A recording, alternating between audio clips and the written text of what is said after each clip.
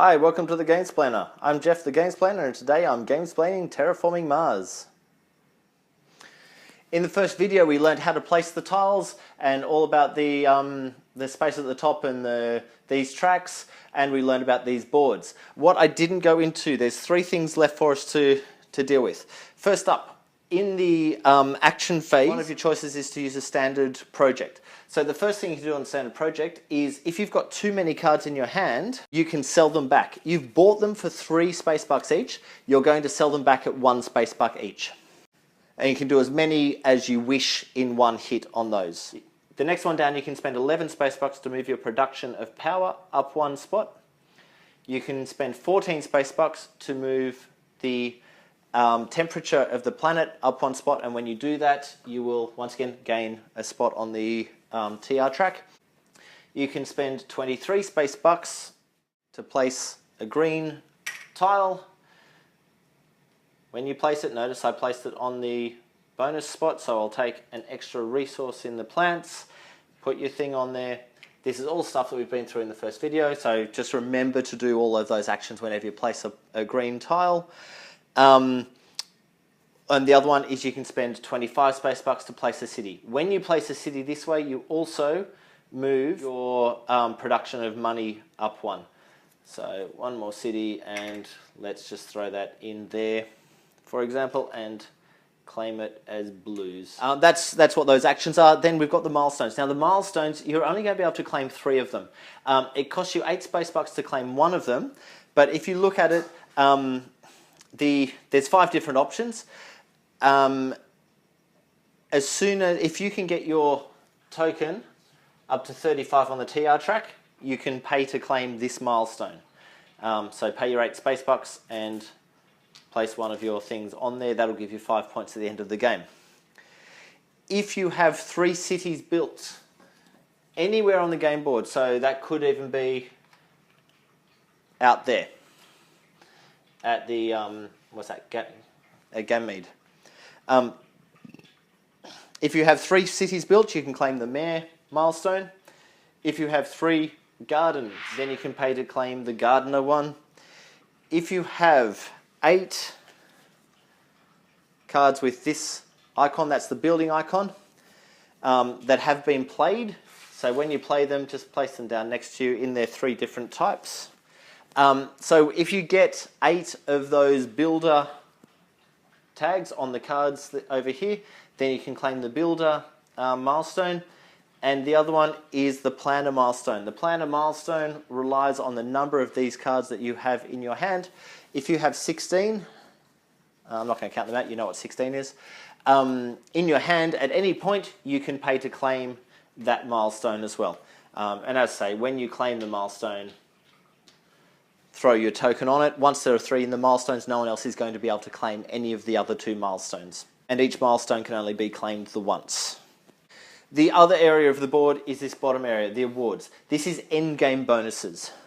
So you're going to get 5 points if you have the most of whatever is being spoken about on each of the endgame bonuses that have been chosen. And if you've got the second most out of all the players, you'll get 2. So if someone chose to go for the landlord, they would pay their 8 space bucks, place a marker on landlord to say this is one that's going to get scored at the end of the game. And then everyone from that point will be working to fulfill that criteria. So what are they?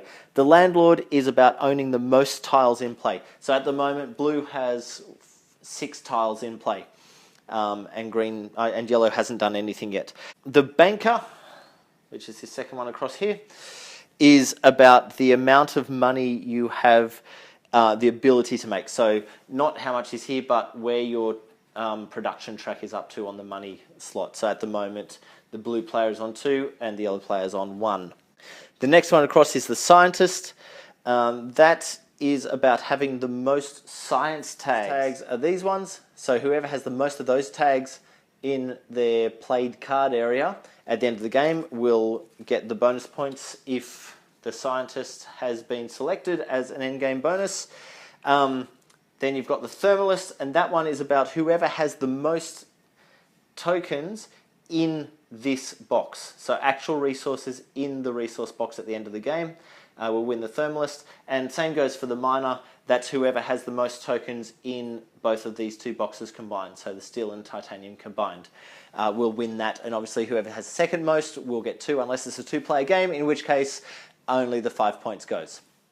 You'll notice that the later you choose to select an award, the more expensive it is.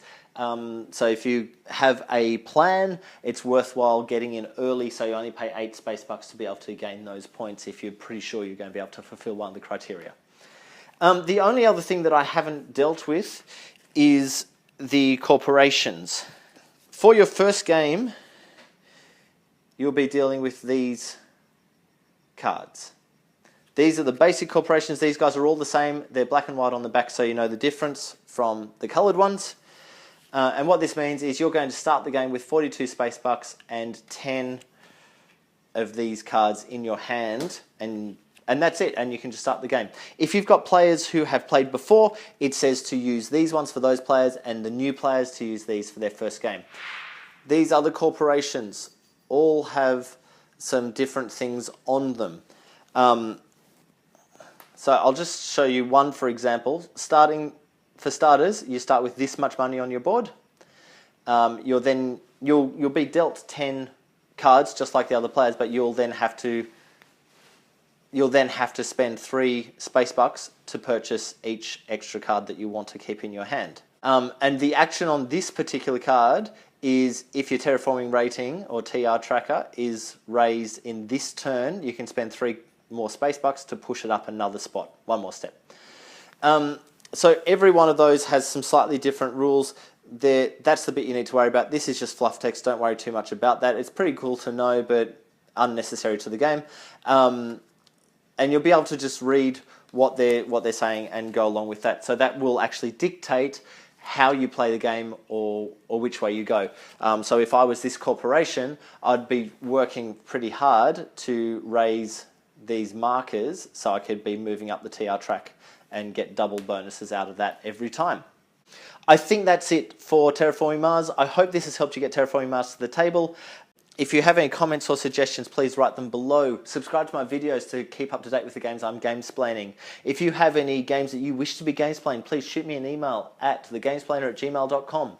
Follow me on Instagram and Twitter to see what games I'm playing at The Gamesplainer. And until next time, enjoy gaming.